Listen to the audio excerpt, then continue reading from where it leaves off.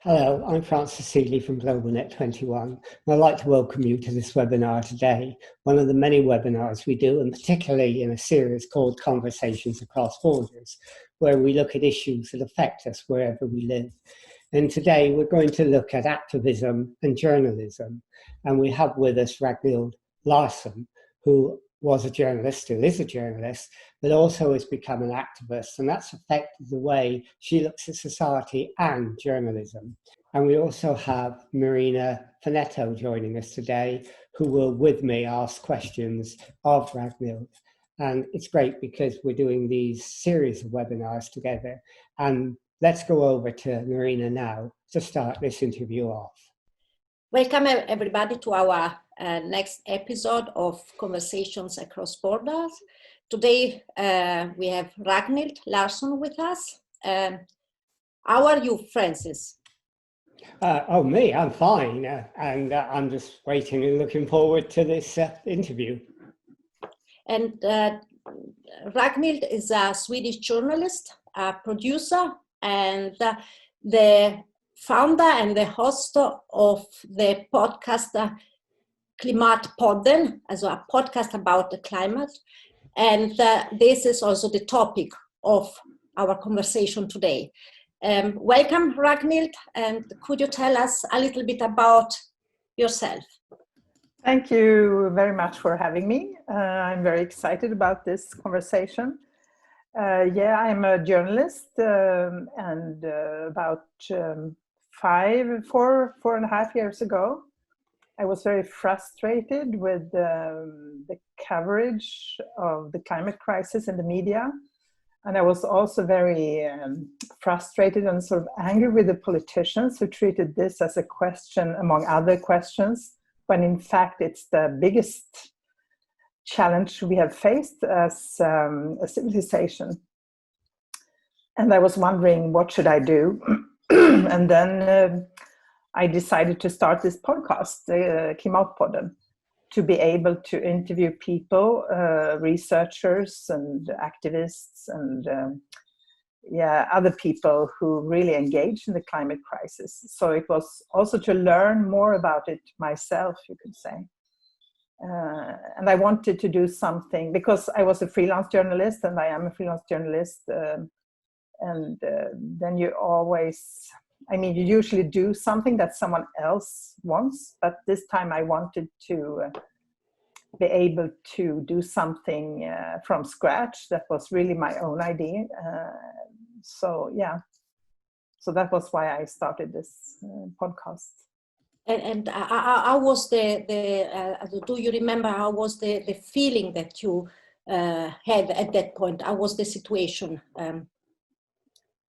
You mean concerning the climate? Yes, of course. Yes. At that time, I was sort of starting to feel that something is very, very wrong. And the more I read about it, it was like, this is crazy. And I couldn't read so much about it anywhere. And I didn't hear our politicians talk about it. So, it was a big frustration, I think. So it was, in a way, it was a way to handle this anxiety and this frustration also, to start this podcast, because I wanted to do something about it. But it has gradually grown. Now it's even worse. So it's sort of taken over your life now. But I gather that you said, Marina's told me that you said that you think that the climate crisis has changed everything. How do you think it's changed everything, and how and when did it change your life? It has changed everything, because if we don't solve this, nothing else matters really. So that's why I feel this is the most important question we have to deal with. So, and what was your second question? Well, it was really not that how it changes everything, but how did it change you? And did that happen at a specific point in time? Did you sort of have a pull on? Yeah, it has changed me gradually, I would say. The more researchers I've talked to and the more I have read,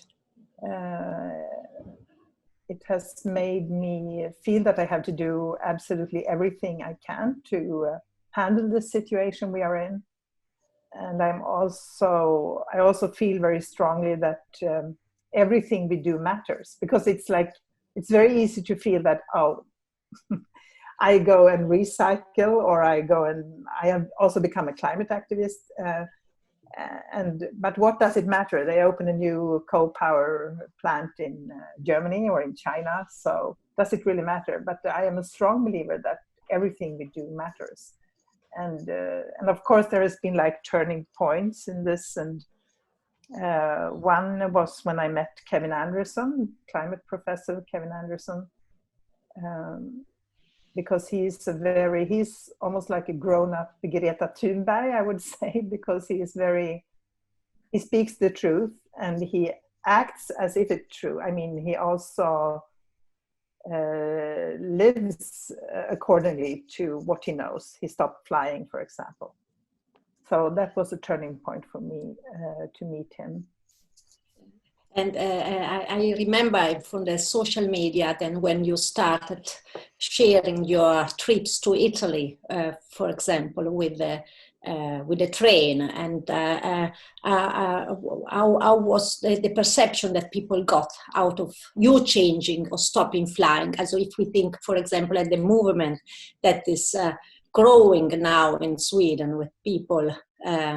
We håller oss på jorden, as we stay on the ground. Yeah. How is your feeling as from you stopping flying and the more people doing this? Yeah, I mean, it's not because of me, but but I think the personal experience is really, and the personal story is really important as well. And when Kevin Anderson told me that he stopped flying, I realized that I could do the same. If he can do it, I can do it. And so because I knew it was bad, but I didn't really know how bad it was. And then when I did this sort of as an experiment almost, I went to Italy by train and also to London by train, which took a while. And then I wrote about it on social media, and I got a lot of reactions where people said, because I asked the question, am I crazy doing this? And I told them, I wrote about my experience going by train. And I got the reaction from someone who said that she was going to a conference in Italy with her job, and she had convinced her colleagues to go by train because of me. That made me really happy. I mean, I think step by step we change people's behavior. And this campaign you talked about, Vi stannar på marken, we stay on the ground, is really important, because what you do is you sign up to not fly like 2020, for example. So it's not like I will never fly again, but it gets you thinking. And I think that once you have signed up for this, even though, and it's there is a precondition, you only have to do it if 100,000 people do the same. And so you don't risk very much. But I think that once you have signed up to this, you don't all of a sudden start to fly a lot. I mean, so, yeah. So I think it's a lot about changing people's behavior and what is normal and what is not. Is it normal to go to Thailand every year or not? Well, what you said, it made you think a lot, not flying. But did it make you, I mean, flying, people take it as sort of the flagship thing about climate change, don't fly. But did it make you think deeper than that? Did it make you think that it's not just about flying, it's about our consumption society? We're based upon growth, we're based about consumption, we're based about using up resources all the time, which creates a huge carbon footprint. So did it change your life in the way that you looked at society? Yeah, I think so. I mean, I'm grown up in this capitalistic fossil fuel society where everything is based on growth and consumption, and to work a lot and earn more money so that you can travel more and consume more. And it's obvious that this is a very bad way of living for our climate. So we have to change that. So, but it's really hard because we are sort of tangled up in this system, all of us, and it's really hard to leave that system because everything is based around it. So I think there is a desperate need for new visions and new stories about how we can have a transition and how this new way of life could look like. And also it has made me realize that what makes me really happy is not consumption. And travel can make you happy, but I mean it's a lot more about relationship with other people. And so it has really made me realize what is truly important in life. And this, so you had a couple of episodes speaking about why we consume stuff, why we are who we are. And one of the last episodes was with Mary Margil, the director of the International Center for the Rights of Nature. And it was about the legal rights of nature, for example, to give our river its own rights. Also, is it also about not only our own perception of nature, but also a new legal terms? How we perceive nature? How do you see it? Also in a legal and in a more general way, how we see nature? Yeah, absolutely. Because I mean, we are part of this biosphere, and but we have come to a point where we are in the 6th mass extinction, and as if we don't understand that if we kill everything else, we also kill ourselves. So, I mean, we have to rethink our position in this system, that we are in alignment with the biosphere, because we are not today. And if the bees go, we go. So, yeah, and I think we have become so separated from nature and from the biosphere that we keep on doing this. But I hope that people more and more wake up to this reality that we are part of nature and we are very dependent on nature. And to give nature legal rights seems like a good way to handle this. What would this mean?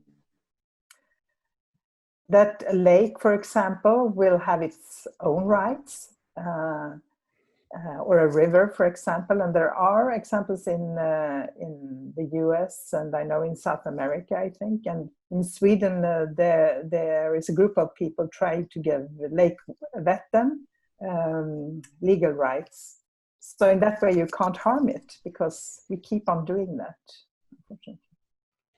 I mean, when you changed your consciousness and you looked on nature in the way you do, did it reshape your views about journalism and how journalism reflects the world, whether it does it well enough, whether it does it correctly, and whether journalists should not just be people who report, but they should also be agents of change as well? Yeah, I think that the journalism, the traditional journalism, is also part of this fossil fuel system, this capitalistic system where you have like a good guy and a bad guy, and I think and that was also partly why I started the podcast, because I feel that these are deeply existential questions, issues that we need to talk about in a deeper way than you can do in like a very short news story or debate, a political debate, for example. And and I'm very frustrated with like how the Swedish television, for example, handle the climate issue, the climate crisis in the political debates, because it's like they treat it as any other question. You have taxes, you have schools, you have the pension system, unemployment, and so on, and then you have climate change. And and I think that until the media starts to treat this as the biggest story, the problem will continue, because I think media has great responsibility to treat this as the crisis it is, to tell the truth. Well, I mean, I suppose the way television has treated the COVID-19 crisis, which is continuous all the time, I suppose you're saying it should do that for climate change as well. But I mean, there's growth of social media, and social media is increasingly looking at climate change as a big issue, and you can see that all over. Do you think that journalism will change? I remember the 1970s when journalism got involved in investigative journalism, Watergate, and that sort of investigation, and the Pentagon Papers and so on. Do you think today, with social media, journalism will change again and look at climate change in the way that you think is the big issue that they should constantly have as the sort of underground of everything they do? Yeah, I really hope so. And there are exceptions. There are some good exceptions. There are some really good journalists in Sweden who cover this in a good way. But it's like today, it's like it's not overall media, and it's not like the ground for everything. So you could have this very good article about climate crisis, and then on the next page you have some travel reporting on how you can go to this beautiful coral reefs and that are almost not there. There was in fact even this article saying that you should go and see the coral reefs before they are gone. It was like, wow, and contribute to their extinction. So and I think, but I do think it will change, and hopefully. So as I understand, on one end there are the journalists, not speaking in a way that you think that it's not enough, but it is also, as I understand, like for Corona, if we compare this, if we speak in too much, there are people who lose their hope, and if we do not speak about this, then we do not take action. So as I understand, there is perhaps a need of a completely change in the system. How do you see it? Yeah, there is this need, of course, for a change in the system, and also I think that journalists have to write about other way of organizing society, perhaps. So because now we are left with this. I mean, you can't only say that everything is bad. It is bad. But you also have to give people hope in some way that is realistic, of course, but also give people to show how the system is broken, because I think there has been a lot of focus on the individual, that we should recycle, we should travel with bikes or go with, by train and so on. But media has a big role in showing that the system is broken, and there are so many stories to tell. I think it's coming out now, like for example ExxonMobil and other fossil fuel companies who knew for a very long time, for 30 years, they have known that this is really, really bad, and they have actively worked to cover up this truth. So there is a lot of, and I think once people get to realize this, you will also see people rebel against the system. So in that way, media could play a very important role. Yeah, I mean, I think that, some parts of journalism are beginning to investigate in the way that you say ExxonMobil and so on, and that they knew about that, back in the, second half of the 20th century, and sort of kept it hidden, and people are beginning to do that. But do you think that, I mean, you become an activist now, and activism through Extinction Rebellion and the school strikes and a lot of other things, that sort of brought those things to light in a way that they weren't there before. So do you think journalists are now on their toes and they're realizing that there is a story there and they're going to miss out if they don't sort of capture it, because these rebellions are happening? And so they're important in changing culture of the journalist, aren't they? Yeah, absolutely. And I hope they realize it. And I think that, in Sweden, for example, Extinction Rebellion has got some good coverage, I think. Although, I mean, we also oppose media because we say you have to tell the truth. So that is kind of sensitive, I think, to some. I know that in Skåne, for example, in Malmö, some activists glue themselves to the Swedish television, state television, to the entrance, and they didn't report about it at all. So that was, I don't know, sort of a way to show that we are in command. You shouldn't set the agenda for what we tell and don't tell. But I think they had to. I mean, but one of the problems is that journalists get sort of caught up on celebrities and individuals. So a story about Greta Thunberg, for example, is about her parents, the relationships with her parents. Journalists look at all those sort of things rather than going into the issues. Can you see that changing, or does the sort of ratings war make them want to go to what they think will sell their papers? I think that, I mean, personal stories are a good way to cover this issue, because we sort of, I mean, we connect with other people, so we can identify when we hear someone maybe our own age or, in the same position, talking about this issue. But I totally agree that we can't,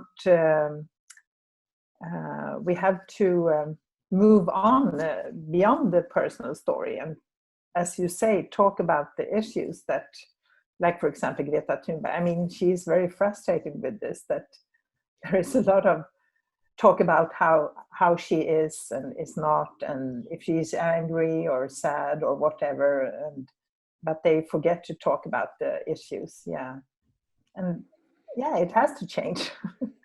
But I think it's, and for me, being an activist, of course, that is kind of taboo, because I'm a journalist, and you shouldn't. I mean, I should sort of be neutral, or be like the person reporting about this. But to me, it came to a point where I had to do something, because I was like, I have all this knowledge.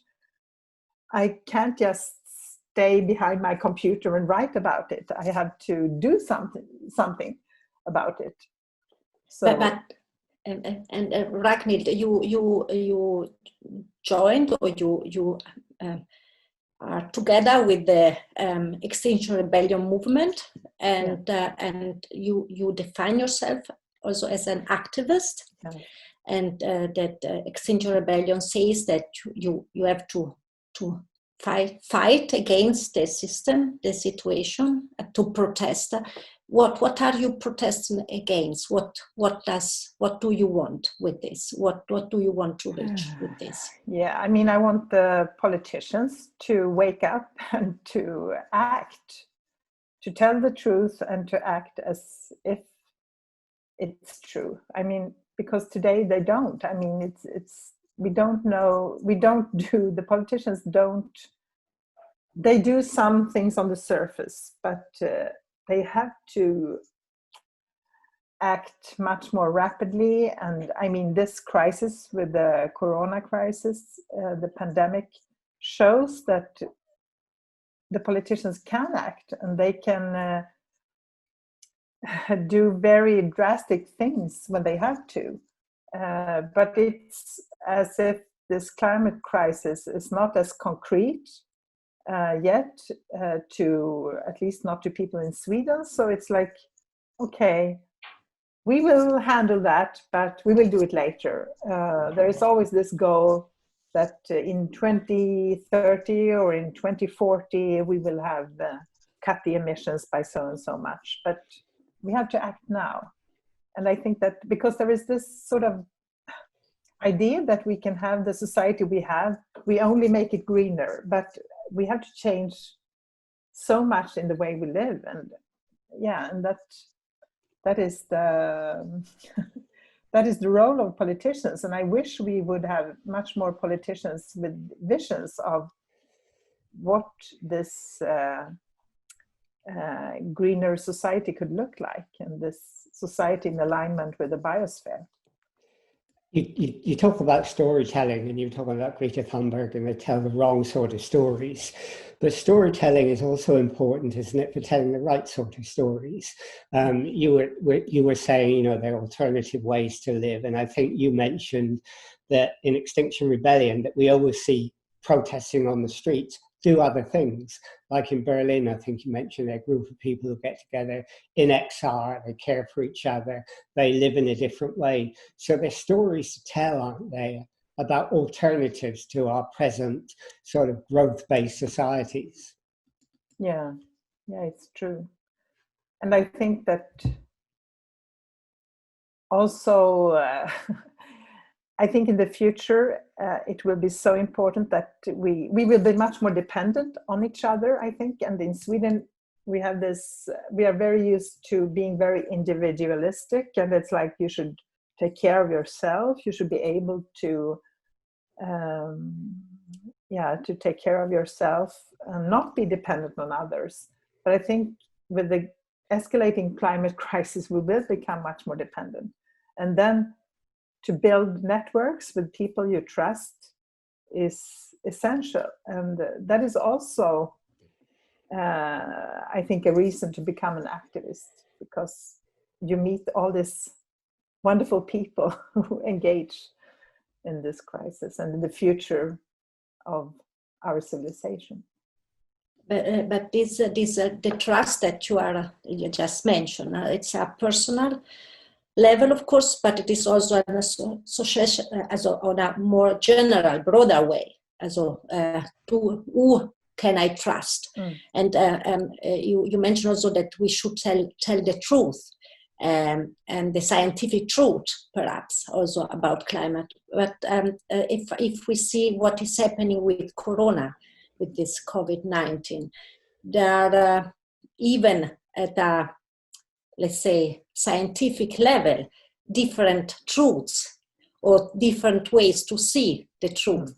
And there is also from politicians, and so I do not want to speak about the Swedish way, but there are different ways even to see how to handle a crisis, like a COVID-19 crisis that is a really existing one, not existing because the climate change does exist, but something that pretend us to act now. How do you see this? How do you think that we will be able to identify the scientific truth?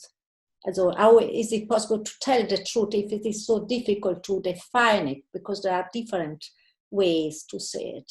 I think that, the scientific word is, there is a consensus about the climate crisis. I think the Corona crisis is in a way is more difficult because no one really knows exactly, do we have this herd immunity, and do we have this, does a total lockdown, is that the best way to deal with it, or more of this, I don't know, Swedish way of dealing with it.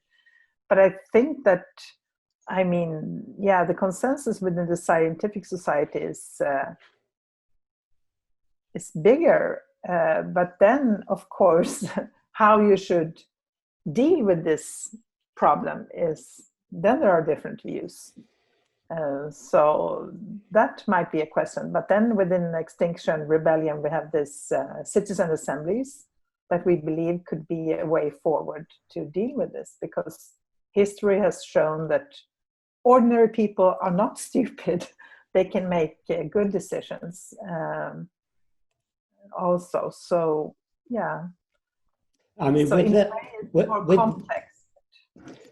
I mean, with the coronavirus pandemic, one of the things that we've all learned is we weren't prepared enough.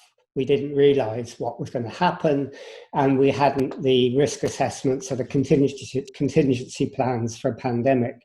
Now, if it dies down, and there's some doubt about when that will happen, do you think people will now look at climate change differently and say, this is a real crisis, we really do have to have the contingency plans and the risk assessments in a way that we didn't before? Or do you think we'll go back to the same old ways of waiting until a climate crisis hits us and then it's too late? Mm-hmm. Yeah, I really hope that it has made us more aware that we are very vulnerable and that our society is, it's not very resilient. So I hope that we will be able to also act more on the climate crisis. But then again, there are signs that, we will go back to business as usual. But I really believe we have this unique opportunity now to reshape our society into something better, so that when we build back into something more sustainable. And not like in Sweden, they have thrown money at the flight industry, for example. That's crazy. And they will open up the line between Stockholm and Sweden, which is the most unnecessary way to the flight line in Sweden, I would say, because you don't even save time going to Stockholm with a plane. So. One, as I understood, also one of the motivations that inspire you to start Klimatpodden was also to show that there are really people who are doing things. And so there are also something happening out there. There are people who are, can you tell us who really inspired you or who really surprised you for this big hope? Oh, yeah. There are a lot of people who surprised me or who inspired me. I mean, it's when I interview people for Klimatpodden, so it's hard to pick one person or so, but Kevin Anderson, of course, is one of them. But I think it's very, very important to give people this inspiration and to give people like this feeling of that we are a lot of people who care about this. And there has been investigations in Sweden, surveys showing that the climate crisis is something that really worries people. It's on the top of the agenda.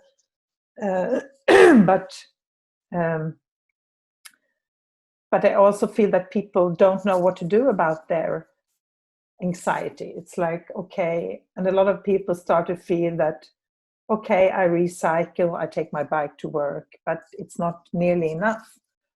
Because that's the way it was for me. I felt very strongly that I had to act together with other people.